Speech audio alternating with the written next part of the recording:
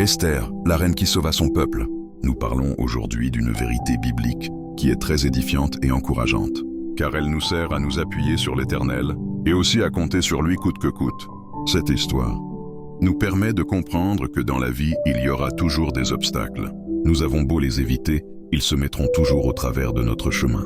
C'est à nous d'avoir le courage de les affronter, ce qui nous permet ensuite de rentrer dans notre destinée.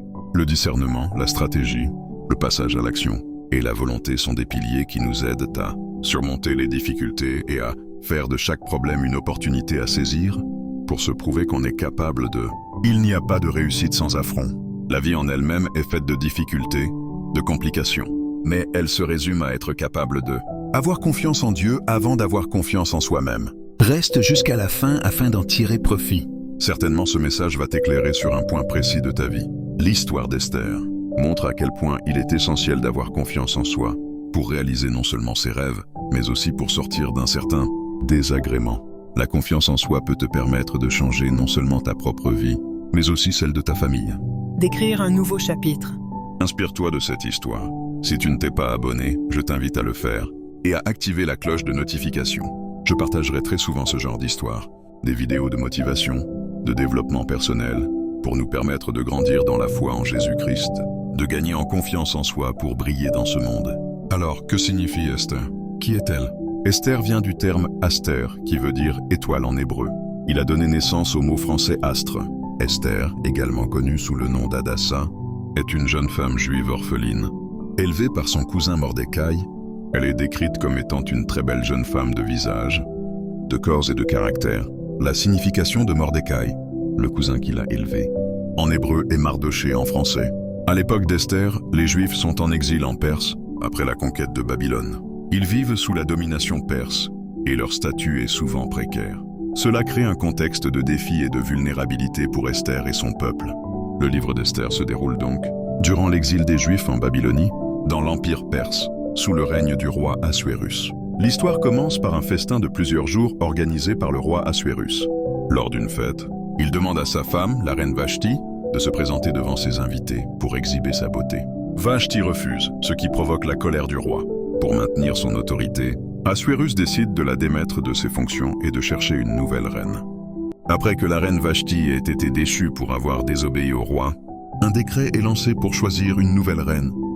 Parmi les plus belles jeunes femmes du royaume, Esther est sélectionnée et elle est présentée au roi, qui tombe immédiatement amoureux d'elle et la couronne reine.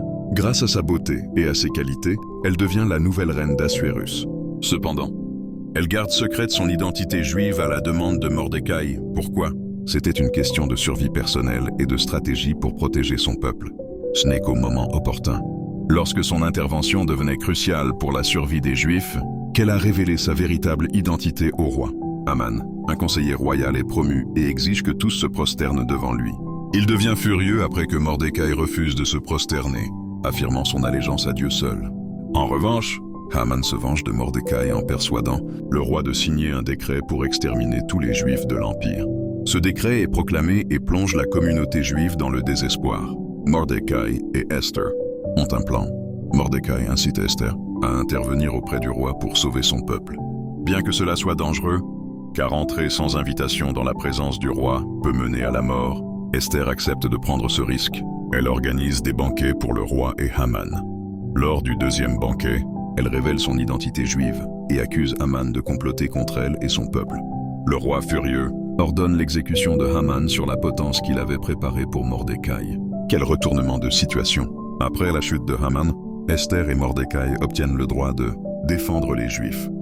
Ils sont autorisés à se défendre contre leurs ennemis, ce qui conduit à une grande victoire pour le peuple juif. Pour commémorer leur délivrance, Esther et Mordecai instaurent la fête de Purim, célébrée par les Juifs chaque année. Cette fête rappelle la bravoure d'Esther et la providence divine dans la sauvegarde et la liberté de son peuple. En conclusion, le livre d'Esther est un récit puissant qui souligne la foi, le courage, la confiance en soi et le rôle crucial d'une femme dans la défense de son peuple. L'histoire d'Esther continue d'inspirer les croyants à travers le monde par son message de bravoure, de justice et de solidarité. Lors de sa sélection pour devenir reine, elle se trouve dans une situation vulnérable, mais elle fait preuve de courage et de sagesse tout au long de l'histoire. Sa beauté et son charme jouent un rôle crucial dans sa montée en puissance, certes, mais en parallèle, il y a aussi son intelligence, sa confiance en Dieu et en elle, sa bravoure qui lui permettront de défendre son peuple. Il fallait oser, il fallait y croire et surtout passer à l'action. Esther est également caractérisée par sa capacité à naviguer dans un environnement complexe et potentiellement dangereux, ce qui témoigne de sa force intérieure, malgré ces circonstances difficiles. Et si toi qui m'écoutes, tu prenais enfin la décision d'affronter tes peurs pour renverser la situation, tu es une étoile. Dieu t'a envoyé sur terre avec un potentiel dont tu n'as même pas idée. Tu peux toi aussi changer ton histoire et celle de ta famille. Dieu attend que tu te lèves. Lorsque le Seigneur t'envoie sur terre, il met en place un plan pour que tu vives une vie qui le glorifie. Tu n'es pas dans le monde par pur hasard, et tu n'es pas non plus né dans cette famille, ou dans ce pays pour rien, ou pour n'accomplir que de petites choses. La vie d'Esther était effectivement marquée par plusieurs défis qui la rendaient particulièrement complexe et difficile, mais elle n'a pas baissé les bras. En tant qu'orpheline, Esther a dû faire face à une perte précoce de ses parents et a été élevée par son cousin Mordecai. Cela a créé un manque de stabilité et de soutien familial, ce qui peut être très difficile pour une jeune femme dans une société patriarcale. Les Juifs vivirent en exil sous l'Empire perse, ce qui signifiait qu'ils étaient souvent considérés comme des étrangers ou des citoyens de seconde zone. Leur statut de minorité les exposait à la méfiance, à la discrimination et au danger, ce qui rendait la vie d'Esther encore plus précaire. Esther a été choisie pour devenir la reine à travers un concours où les jeunes femmes étaient rassemblées. Elle n'avait pas eu la chance de choisir son partenaire et devait se soumettre aux règles de la cour. De plus, son mariage avec le roi impliquait qu'elle ne pouvait pas le voir à moins d'être invitée, ce qui limitait sa liberté et son autonomie. Esther devait garder secrète son identité juive, ce qui était un lourd fardeau. Ce secret ajoutait une pression psychologique et émotionnelle considérable. Lorsqu'elle a appris le plan de Haman pour exterminer les Juifs, elle a dû prendre la décision difficile d'intercéder pour son peuple, mettant sa propre vie en danger. En tant que reine, Esther devait également naviguer dans les attentes de la cour et les normes sociales de l'époque. Elle devait agir avec prudence et sagesse pour affirmer son autorité tout en restant fidèle à son identité et à sa mission de sauver son peuple. Dans l'ensemble, la vie d'Esther était marquée par une série de défis qui exigeaient un grand courage, une résilience et une capacité à prendre des décisions difficiles dans. Son histoire est un témoignage puissant de la force et de la foi face à l'adversité.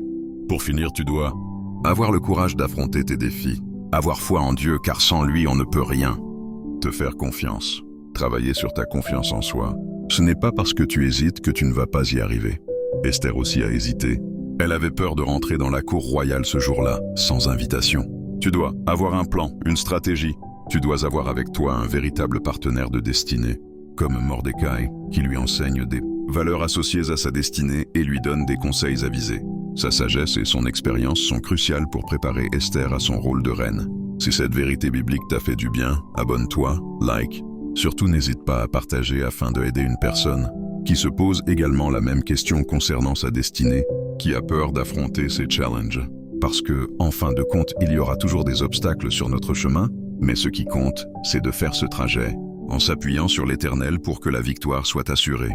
Ne baisse pas les bras, la vie en vaut la peine. Tu es choisi par Dieu pour renverser la situation, pour en sortir plus que vainqueur. Sois béni. À toi qui tâtonne, qui a du potentiel certes, mais qui hésite dans la vie, qui a du mal à prendre des décisions et à rentrer dans ta destinée. Fais cette prière avec moi, si tu te sens concerné par le fait que tu stagnes, et que rien n'avance par le fait que tu as peur d'affronter tes craintes, tes défis et challenges. J'aimerais te dire que ta réussite dépend de toi. Tu dois mettre en place un plan, une stratégie, mais surtout, tu dois avoir la motivation et le dynamisme nécessaires pour foncer, passer à l'action, vivre enfin la vie que le Seigneur t'a réservée. Cette destinée fait peur, car elle est parsemée d'embûches, de situations compliquées, complexes, de prises de décision. Peut-être que tu es seul, tu n'as personne pour t'accompagner dans ta destinée.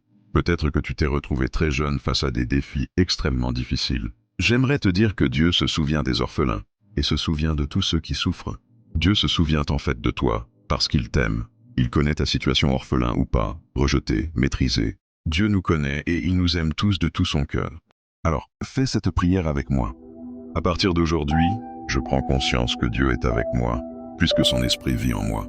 Je suis une battante, je ne suis pas n'importe qui. Je suis une étoile. J'ai été créé pour un but. Aujourd'hui, je prends la décision de rentrer dans ma destinée, de faire face à mes peurs, d'aller aux affronts. Je sais que la victoire est assurée parce que Jésus est avec moi.